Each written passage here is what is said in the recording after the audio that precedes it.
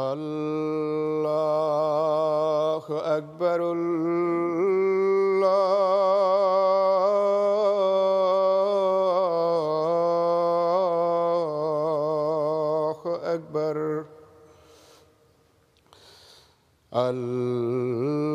الله أكبر.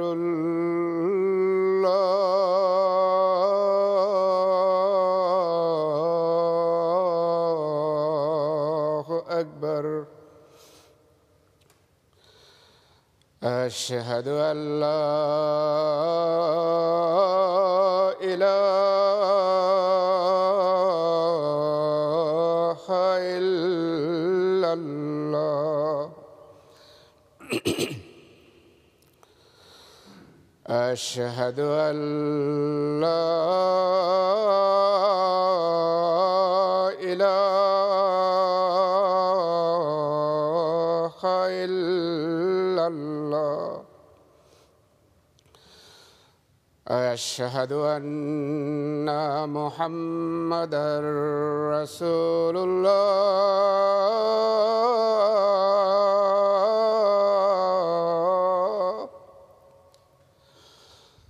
أشهد أن محمدًا رسول الله. حي على الصلاة.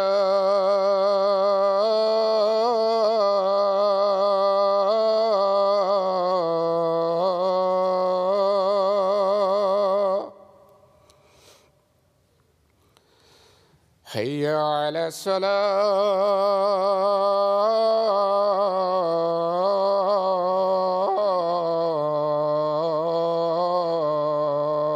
الصلاة. حي على الفلاح.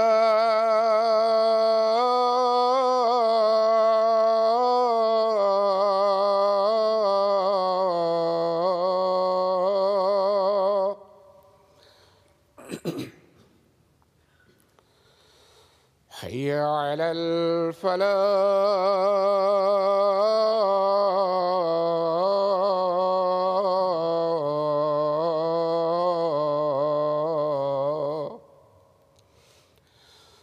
الله أكبر.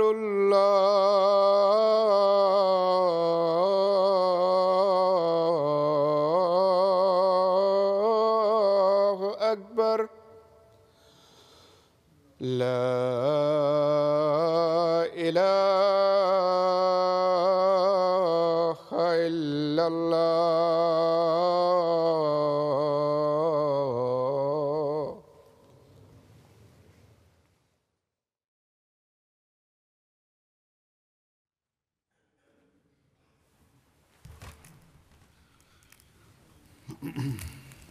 السلام عليكم ورحمة الله.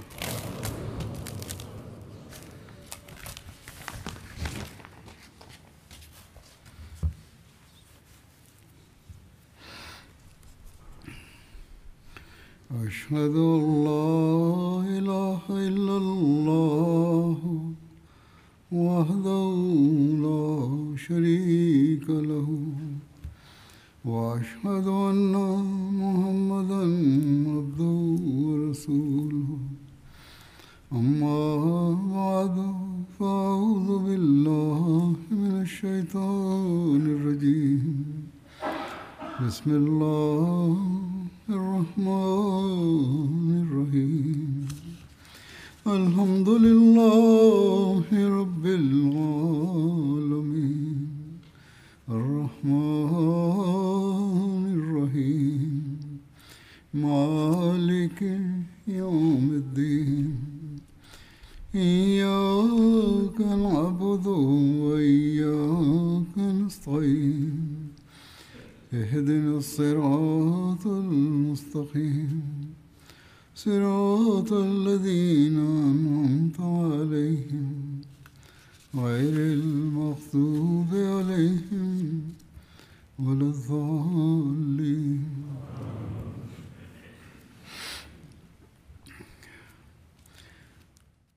Sebelumnya masih membahas berkenaan dengan Ghazwah Mekah.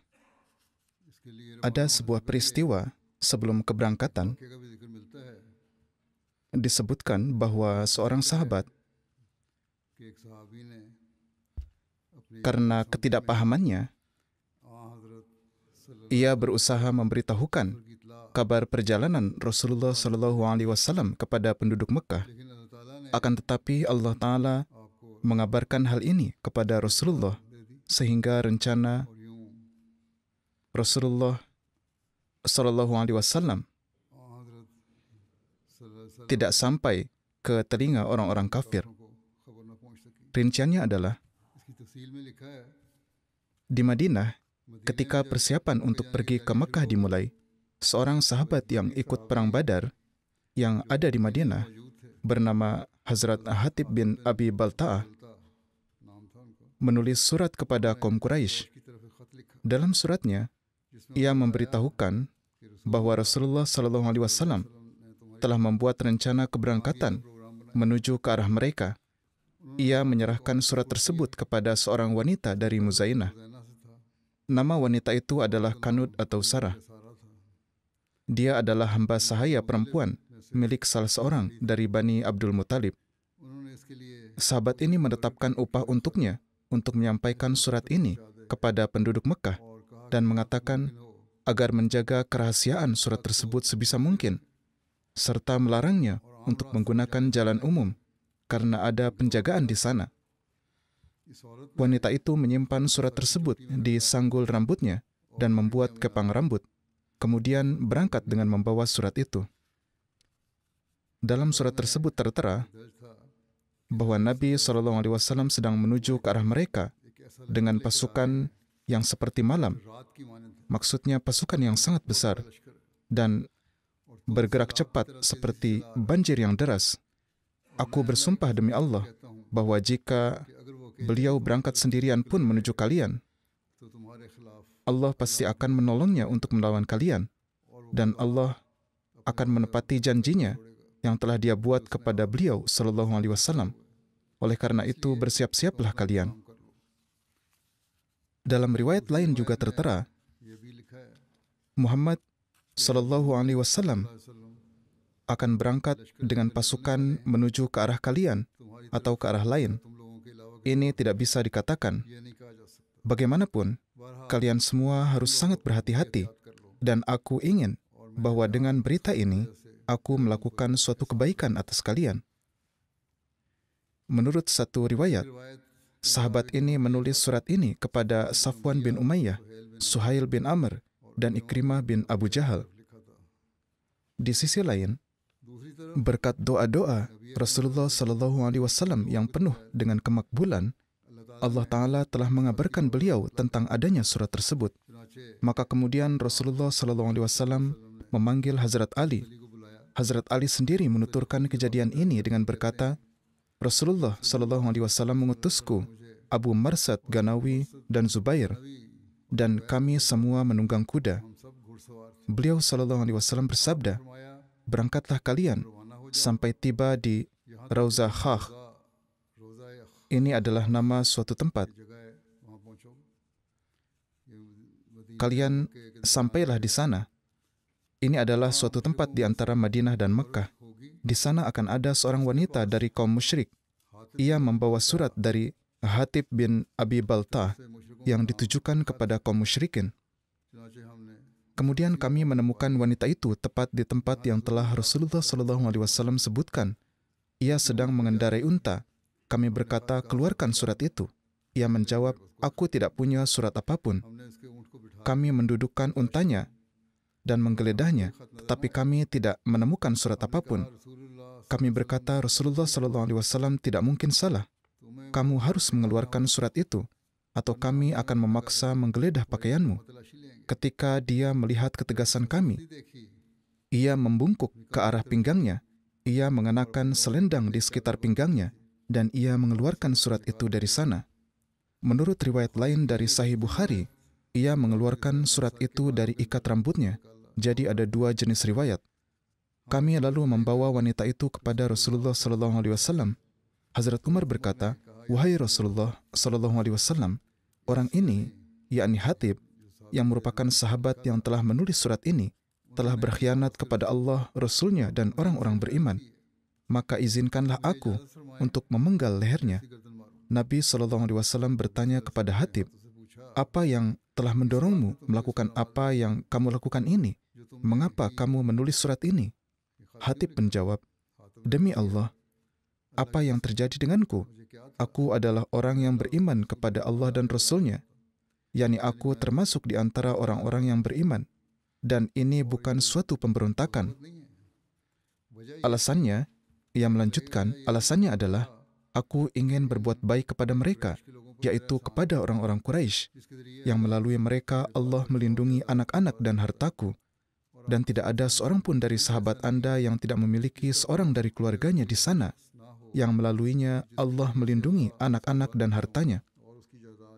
Nabi SAW bersabda, "Ia telah berkata benar, dan janganlah kalian mengatakan apapun tentangnya kecuali yang baik. Ia benar, ia telah mengucapkan perkataan yang jujur."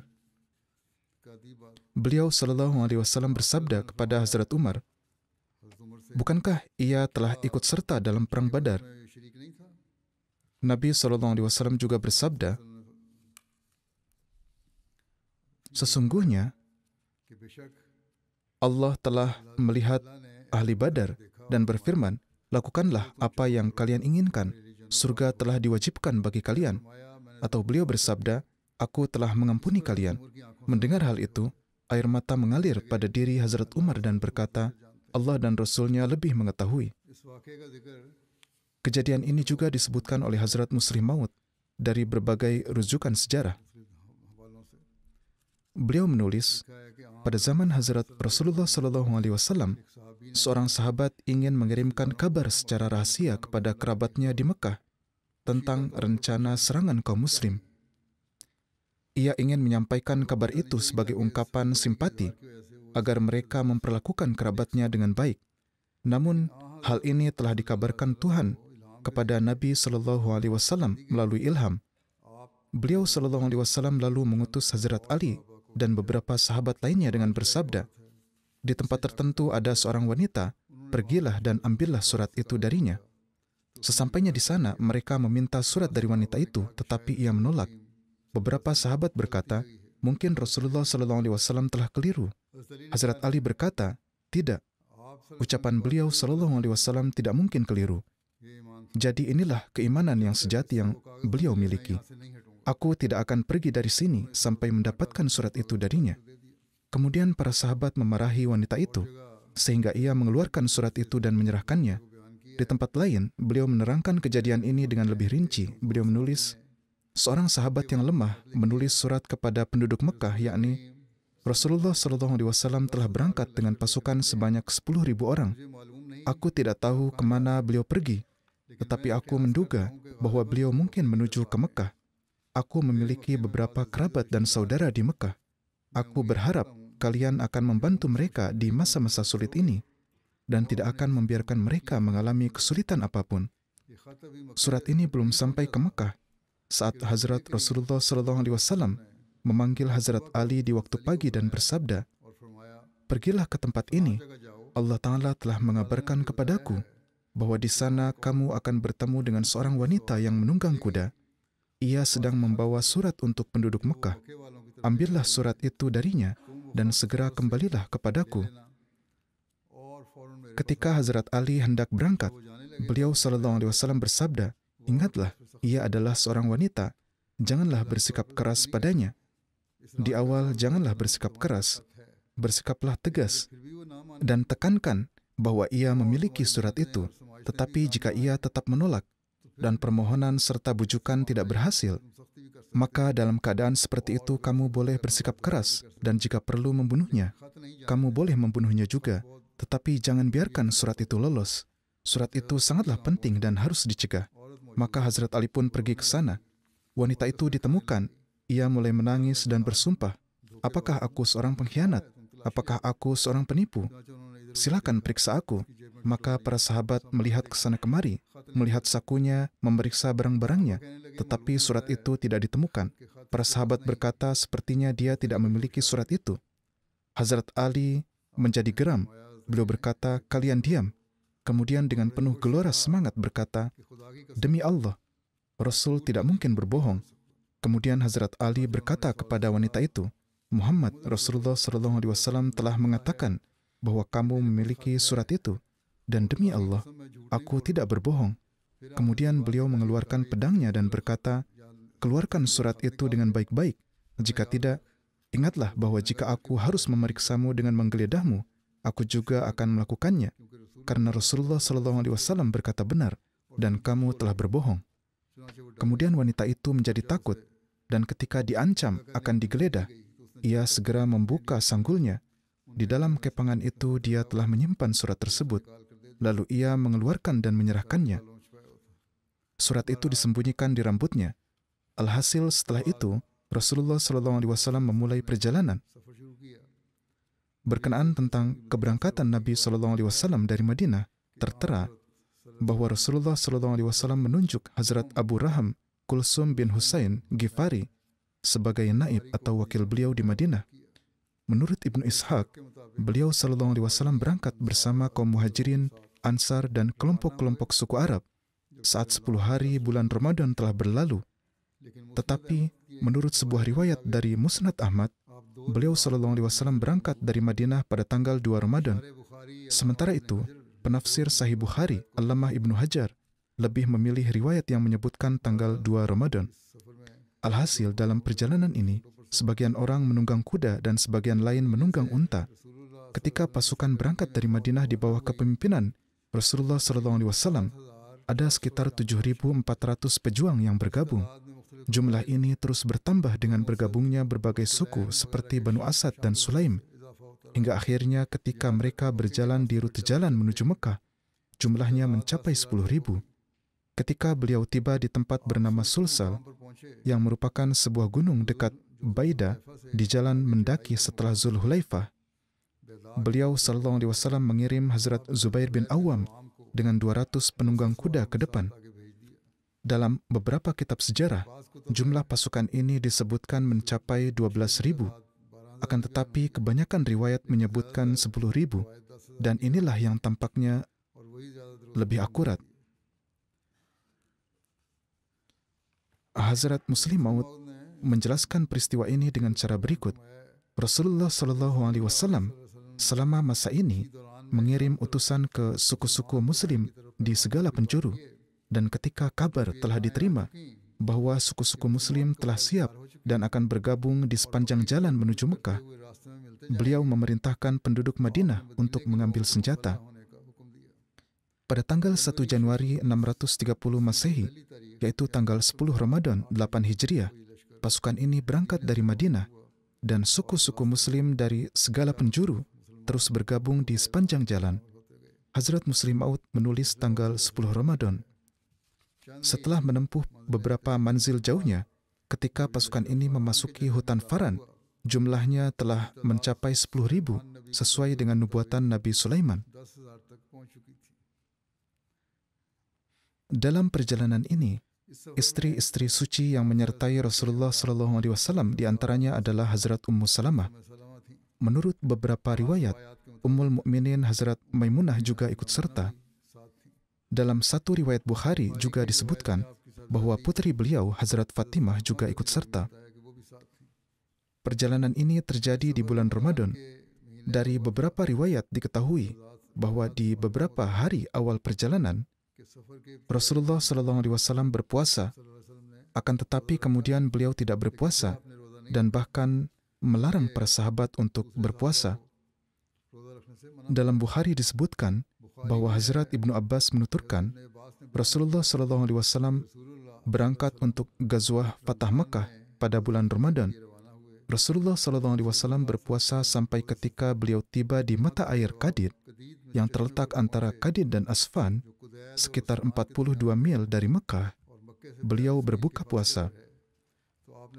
Kemudian beliau tidak berpuasa lagi sampai bulan Ramadan berlalu. Ini adalah riwayat dalam Sahih Bukhari. Ada riwayat lain dalam Bukhari yang diriwayatkan oleh Hazrat Ibnu Abbas, yakni Nabi SAW berangkat dari Madinah pada bulan Ramadan dengan pasukan berjumlah 10.000.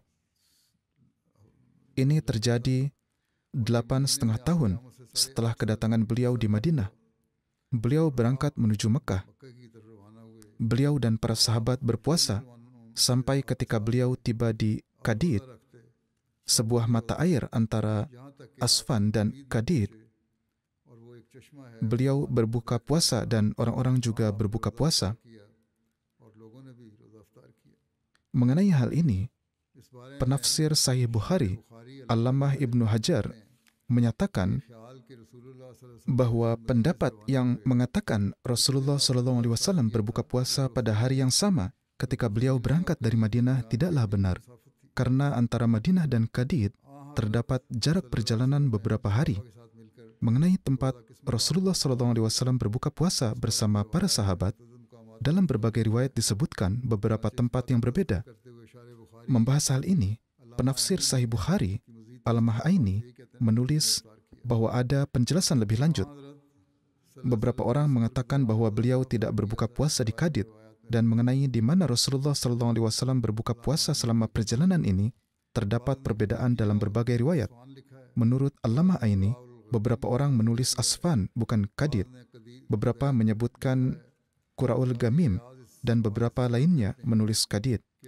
Qadi Iyas mengenai hal ini menyatakan bahwa dalam berbagai riwayat terdapat perbedaan pendapat tentang tempat di mana Nabi Suci SAW berbuka puasa. Namun, semua riwayat ini menyebutkan kejadian yang sama dan semua tempat tersebut saling berdekatan satu sama lain dan semuanya berada di wilayah Asfan. Ketika Rasulullah SAW berangkat dari Arash, di tengah perjalanan beliau melihat seekor anjing betina dengan anak-anaknya yang sedang menyusui. Ini adalah suatu kisah yang tertera. Kisah ini juga menunjukkan rasa kasih sayang beliau SAW terhadap hewan.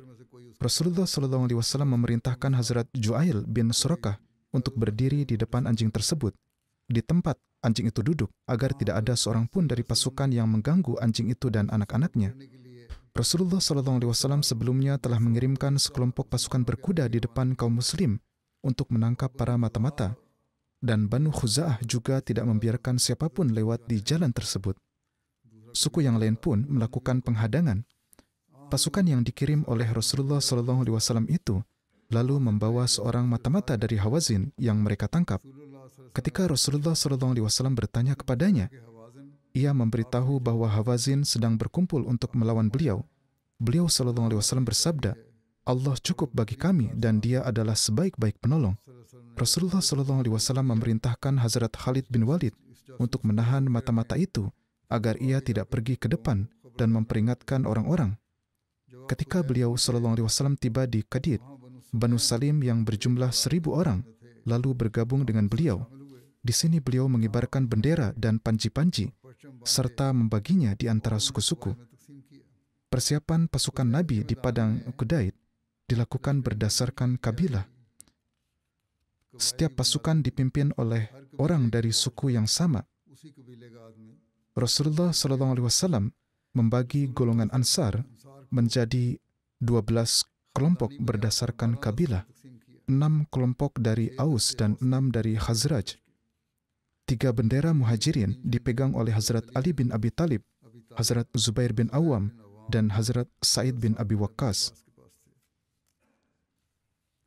Ada sebuah peristiwa yang disebutkan bahwa selama misi ini, Abu Sufyan bin Haris, ini bukanlah Abu Sufyan bin Harb, dan Abdullah bin Umayyah menerima Islam. Abu Sufyan bin Haris yang merupakan sepupu dan saudara sepersusuan Rasulullah SAW berangkat dari Mekah bersama putranya Ja'far dan Abdullah bin Umayyah bin Mughirah dan bertemu dengan Rasulullah SAW di suatu tempat bernama Saniyatul Aqab antara Mekah dan Madinah.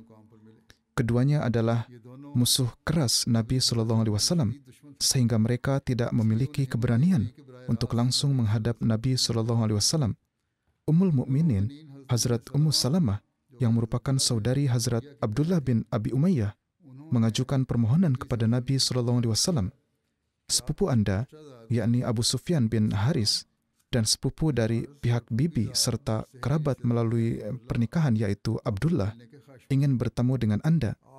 Nabi SAW menjawab, aku tidak memerlukan mereka dan tidak ingin bertemu dengan mereka. Sepupuku telah menghina harkat martabatku. Beliau SAW melanjutkan, sepupuku telah menghina kehormatanku. Ia adalah seorang penyair yang biasa menghinaku dalam syair-syairnya. Dan Abdullah, apa yang tidak dia lakukan terhadapku di Mekah dahulu?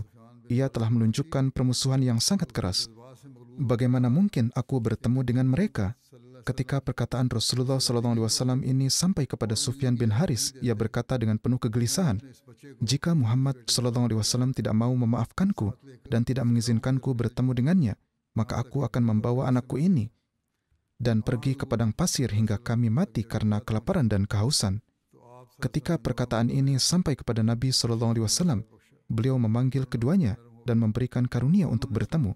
Hati beliau segera melunak. Keduanya memeluk Islam dan kemudian keislaman mereka pun menjadi sangat baik. Adapun mengenai Abu Sufyan bin Haris, seperti yang telah saya jelaskan sebelumnya, ia berbeda dari Abu Sufyan yang lain. Dalam sejarah Islam, ada dua orang bernama Abu Sufyan yang terkenal. Pertama adalah Abu Sufyan yang merupakan pemimpin Quraisy Mekah dan suami dari Hindun yang mengunyah hati Hazrat Hamzah. Ia dikenal dengan nama Abu Sufyan bin Harb. Yang kedua adalah Abu Sufyan bin Haris bin Abdul Muttalib yang merupakan sepupu Nabi SAW. Para sejarawan terkadang melakukan kesalahan karena kemiripan nama dan menyebutkan Abu Sufyan bin Harb alih-alih Abu Sufyan bin Haris, seperti dalam Perang Hunain. Dalam Perang Hunain, ketika terjadi kekacauan di antara kaum muslim, disebutkan bahwa Abu Sufyan memegang tali kekang tunggangan Nabi SAW. Beliau berdiri setia di samping Rasulullah SAW. Beberapa sejarawan mengira yang dimaksud di sini adalah Abu Sufyan bin Harb, padahal sejarawan yang sama juga mengatakan bahwa ia bukanlah Abu Sufyan bin Harb, melainkan Abu Sufyan bin Harith yang juga merupakan saudara sepersusuan Nabi SAW, karena Halimah Sa'diyah juga menyusuinya. Ia sebelumnya sangat mencintai Rasulullah SAW, tetapi ketika beliau SAW mendakwakan kenabian, ia menjadi sangat menentang dan memusuhinya. Ia termasuk di antara penyair-penyair besar Mekah, dan karena permusuhannya, ia juga mengucapkan banyak syair ejekan dan penuh kekejian terhadap Nabi. Hazrat Hasan bin Thabit kerap membalas caciannya dalam syair-syairnya. Ketika ia mengatakan, sampaikan hal ini kepada Abu Sufyan, yang dimaksud umumnya adalah Abu Sufyan bin Haris. Dalam Tarikhul Khamis, disebutkan bahwa Abu Sufyan datang menghadap Rasulullah SAW dan berkata, Tallahi laqad asarakallahu alaina wa inna kunna lakhati'in. Ini adalah ayat 92 surat Yusuf. Tallahi laqad asarakallahu alaina wa inna kunna lakhati'in, yang artinya mereka berkata, demi Allah, sesungguhnya Allah telah mengutamakan engkau di atas kami dan sesungguhnya kami adalah orang-orang yang bersalah. Mendengar itu, Nabi SAW berkata kepada Abu Sufyan, La tasriba alaikumul yawma, yaghfirullahu lakum, wa huwa arhamur rahimin. Kini tidak ada celaan atas kalian pada hari ini. Allah akan mengampuni kalian dan Dia adalah yang Maha Penyayang dari semua yang penyayang. Menurut riwayat, Hazrat Ali telah mengatakan kepada Abu Sufyan agar ia menghadap Nabi SAW dan meminta maaf. dengan mengucapkan kalimat tersebut. Riwayat menyebutkan bahwa ketika itu Abu Sufyan tidak mengangkat kepalanya karena rasa malu saat ia menghadap Nabi SAW. Alhasil, Abu Sufyan bin Haris yang sebelumnya biasa mengucapkan syair-syair untuk mengejek Nabi SAW, ia lalu memeluk Islam. Seluruh syairnya kemudian dipenuhi dengan kecintaan dan kesetiaan kepada Rasulullah SAW. Dan setelah memeluk Islam, ia menulis sebuah kasidah untuk memuji sanjung Nabi SAW. Di antara beberapa orang yang memiliki kemiripan dengan Rasulullah SAW, salah satunya adalah Hazrat Abu Sufyan bin Haris. Rasulullah SAW juga memberinya kabar gembira tentang surga. Ia termasuk dalam golongan sahabat yang paling mulia dan keislamannya sangat baik. 3 hari sebelum wafatnya, ia sendiri menggali kuburnya. Dan ketika waktu wafatnya tiba, ia berkata, "Janganlah menangisi aku, karena sejak aku menerima Islam, aku tidak pernah mengotori diriku dengan dosa apapun." Pada saat wafatnya Nabi SAW, ia mengungkapkan perasaannya dengan melantunkan sebuah syair yang menyedihkan, yang terjemahnya adalah sebagai berikut. "Aku sangat gelisah karena malamku tak kunjung berakhir, dan malam bagi orang yang tertimpa musibah memang terasa sangat panjang. Menangis telah memberiku ketenangan, namun tangisan ini tak ada artinya dibandingkan dengan penderitaan yang dialami oleh umat muslim. Pada malam ketika Rasulullah SAW wafat, musibah kami menjadi semakin besar dan berat. Hampir saja bumi kami terbalik bersama kami karena musibah yang menimpanya." Kemudian ia menulis bahwa dengan wafatnya Rasulullah SAW, wahyu telah berhenti dan Al-Quran yang biasa dibawa Jibril pagi dan petang telah berhenti turun. Dalam sebuah bait yang ditujukan kepada Hazrat Fatimah, ia berkata, "Wahai Fatimah, jika engkau menangis pada saat ini, tangisanmu adalah benar, dan jika engkau tidak menangis, maka itulah cara yang sebenarnya. Maka berlindunglah dalam kesabaran, karena di dalamnya terdapat pahala dari Allah yang merupakan karunia yang sangat besar. Dan ceritakanlah kebaikan-kebaikan ayahmu, Rasulullah SAW, dan janganlah lelah dalam memujinya, karena pujian apapun yang diberikan kepadanya tidak akan mampu menggambarkan keutamaannya." Dalam syair ini ia berkata, yang bunyinya adalah, "Faqabru abiki sayyidu kulli qabrin wa fihi sayyidun nasi rasulu." Wahai Fatimah, makam ayahmu adalah pemimpin semua makam, karena di dalamnya dimakamkan Rasul yang mulia yang merupakan pemimpin seluruh manusia. Hazrat Abu Sufyan wafat pada tahun 15 Hijriah atau 20 Hijriah. Hazrat Umar memimpin sholat jenazahnya. Hazrat Abdullah bin Umayyah yang merupakan orang yang bersamanya berkenan dengannya. Rinciannya adalah sebagai berikut. Namanya juga disebut Huzaifah. Ia adalah putra bibi Nabi SAW, yaitu Atikah, sehingga ia juga merupakan sepupu Nabi SAW dan saudara laki-laki Hazrat Ummul Mukminin, Hazrat Ummu Salamah. Ketika beliau mendakwakan kenabian, mereka menjadi penentang keras Hazrat Rasulullah SAW dan termasuk yang terdepan di antara para penentang. Dalam Al-Quran tertera, "Wa qalu lan nu'mina laka hatta tafjura lana minal ardi yambu'a." Dan mereka berkata, "Sekali-kali kami tidak akan beriman kepada engkau sebelum engkau pancarkan dari bumi sebuah mata air untuk kami." Dikatakan bahwa yang mengucapkan ini adalah Hazrat Abdullah bin Umayyah. Tetapi setelah menerima Islam, beliau ikut serta dalam Perang Hunain dengan pengorbanan yang besar, dan pada Perang Taif, beliau syahid karena terkena anak panah. Mengenai bergabungnya Hazrat Abbas dengan pasukan Islam dalam misi ini, tertera bahwa ketika Rasulullah SAW memulai perjalanan ke arah Mekah, Hazrat Abbas bersiap untuk berhijrah dari Mekah ke Madinah. Hazrat Abbas bertemu dengan Rasulullah SAW di Jufah. Jufah terletak sejauh 76 mil dari Mekah. Hazrat Abbas mengirimkan barang-barangnya ke Madinah, lalu mulai melakukan perjalanan kembali ke Mekah bersama Rasulullah SAW.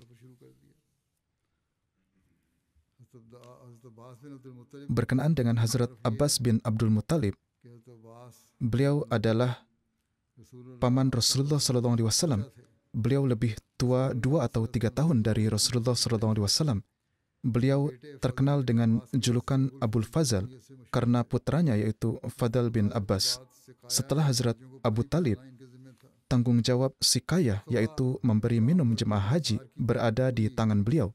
Ketika terjadi baiat kaum Ansar di Akhwah, Hazrat Abbas menyertai Rasulullah SAW dan tetap teguh bersama beliau dalam perang Hunain.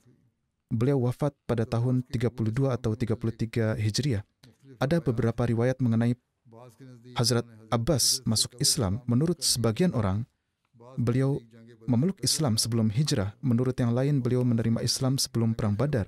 Dan menurut sebagian lain, beliau memeluk Islam berdekatan dengan peristiwa perang Khaybar. Sementara beberapa orang mengatakan beliau menerima Islam sebelum Fatah Makkah. Menurut penelitian Hazrat Mirza Bashir Ahmad, beliau belum menerima Islam hingga Baiat Aqabah yang kedua. Beliau menulis mengenai Baiat Aqabah kedua bahwa Rasulullah SAW membawa serta pamannya, yakni Hazrat Abbas yang saat itu masih musyrik, tetapi tetap mencintai beliau SAW. Kemungkinan besar Hazrat Abbas telah menerima Islam sebelum perang Badar. Namun, semua sejarawan dan penulis sejarah Nabi sepakat bahwa beliau menerima Islam di Mekah, tetapi tidak mengungkapkannya agar berita tentang Mekah dan penduduknya tetap sampai kepada Rasulullah SAW. Juga tertera dalam riwayat bahwa Rasulullah SAW bersabda kepada Hazrat Abbas bahwa keberadaan beliau di Mekah adalah lebih bermanfaat. Mengenai Fatah Mekah,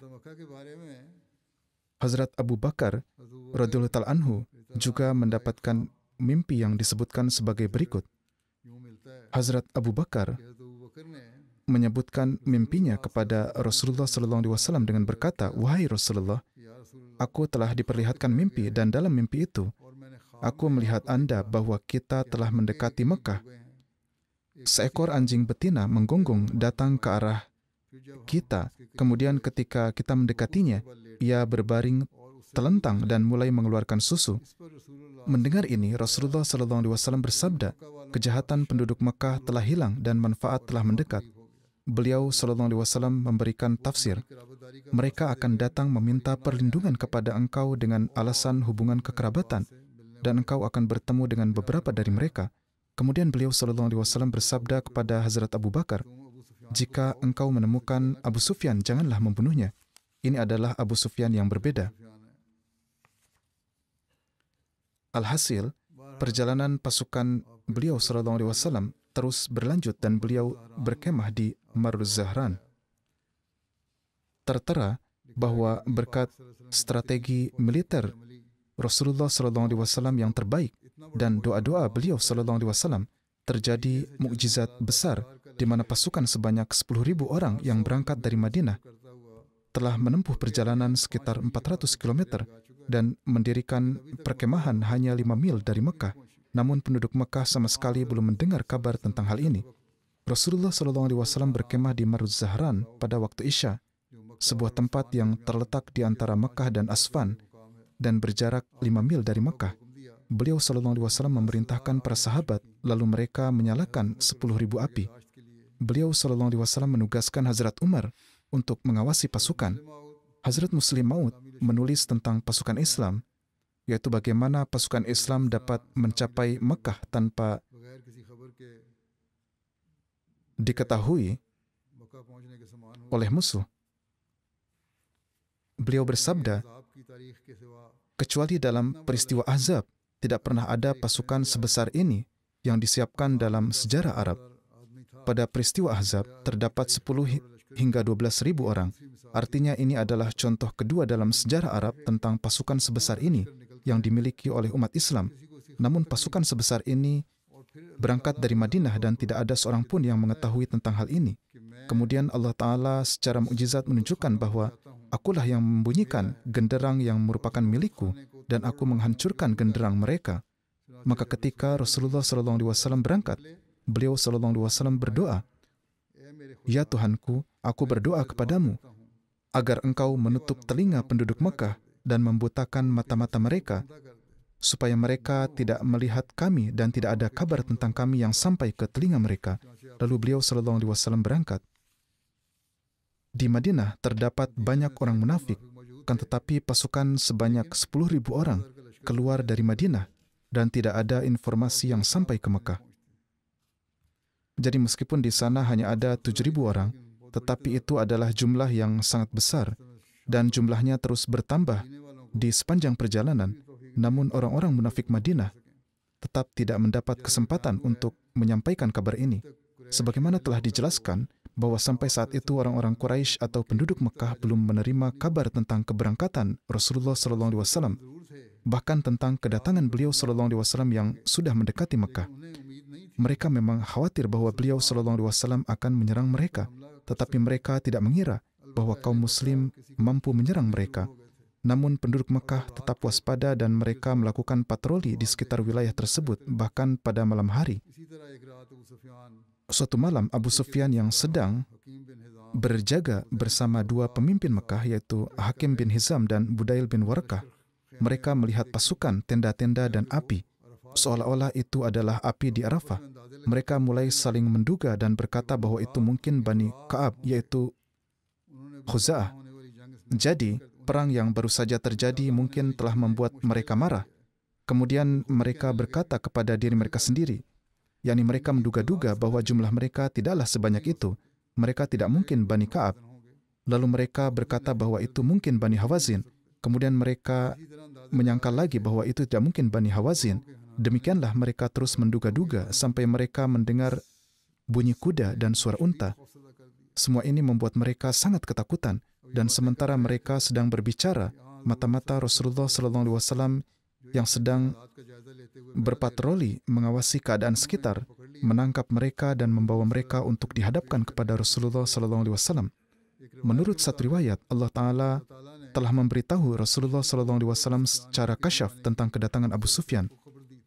Diriwayatkan dari Hazrat Abu Layla, kami bersama Rasulullah SAW di Marud Zahran. Rasulullah SAW bersabda, Abu Sufyan berada di Arak, yaitu sebuah lembah di dekat Mekah. Tangkaplah ia. Kami lalu pergi ke sana dan menangkapnya. Ibnu Uqbah telah menulis bahwa Abu Sufyan, Hakim bin Hizam, dan Budail bin Warqah tidak menyadari apa-apa sampai sekelompok sahabat yang telah beliau SAW kirim sebagai mata-mata menangkap mereka.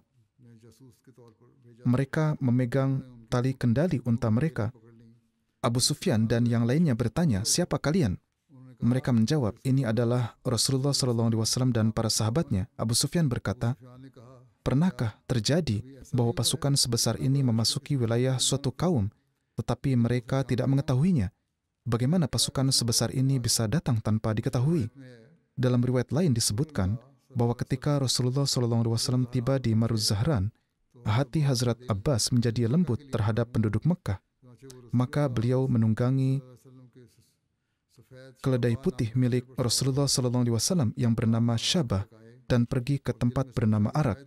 Dalam hatinya, beliau berpikir mungkin beliau akan bertemu seseorang yang bisa memberitahu penduduk Mekah tentang kedatangan Rasulullah SAW dan menyuruh mereka datang untuk meminta perlindungan kepada beliau SAW sebelum beliau SAW memasuki Mekah dengan kekuatan.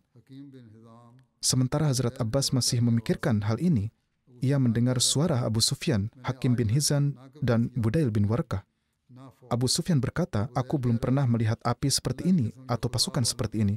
Budail berkata, demi Allah, ini adalah api orang-orang yang bersama Allah. Keinginan untuk berperang telah membangkitkan semangat mereka. Abu Sufyan menjawab, demi Allah, orang-orang yang bersama Allah itu lemah dan sedikit jumlahnya. Ini tidak mungkin api dan pasukan mereka.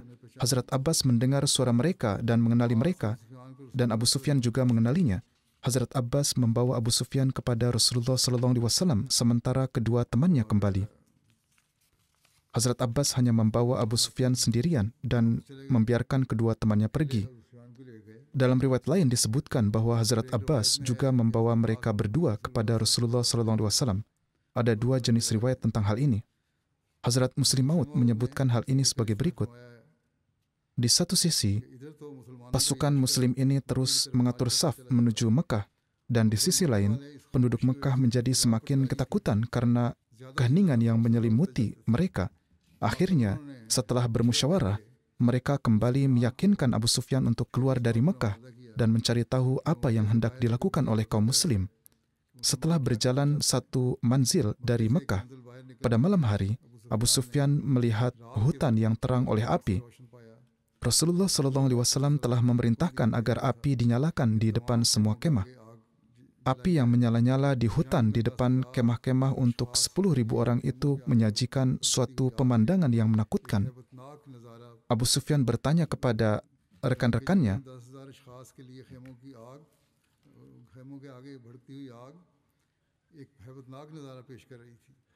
ia bertanya, "Apa ini? Apakah ada pasukan yang turun dari langit?" Karena tidak ada pasukan dari suku Arab manapun yang sebesar ini. Teman-temannya menyebutkan nama-nama berbagai suku, tetapi ia berkata, tidak. Mana mungkin pasukan dari suatu suku Arab bisa sebesar ini? Ia masih berbicara ketika terdengar suara dari kegelapan. Abu Hanzalah, ini adalah julukan Abu Sufyan. Abu Sufyan berkata, "Abbas, apa yang engkau lakukan di sini?"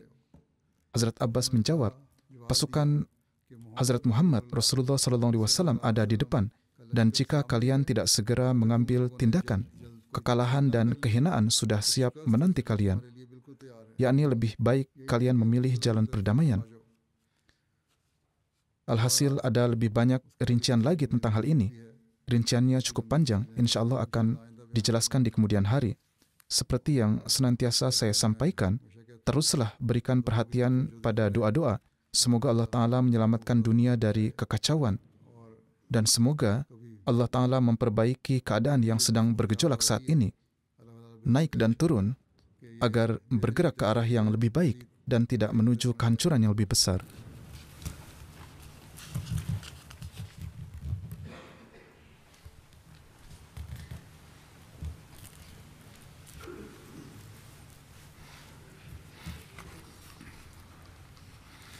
Alhamdulillah, nahmaduhu wa nasta'inuhu wa nastaghfiruhu wa nu'minu bihi wa natawakkalu alayhi wa na'udzu billahi min shururi anfusina wa min sayyiati a'malina. Man yahdihillahu fala mudilla lahu ومن يضلل فلا هادي له ونشهد أن لا إله إلا الله ونشهد أن محمدا عبده ورسوله. عباد الله رحمكم الله إن الله يأمر بالعدل والإحسان وإيتاء ذي القربى وينهى عن الفحشاء والمنكر والبغي يعظكم لعلكم تذكرون. اذكروا الله يذكركم وادعوه يستجب لكم ولذكر الله أكبر.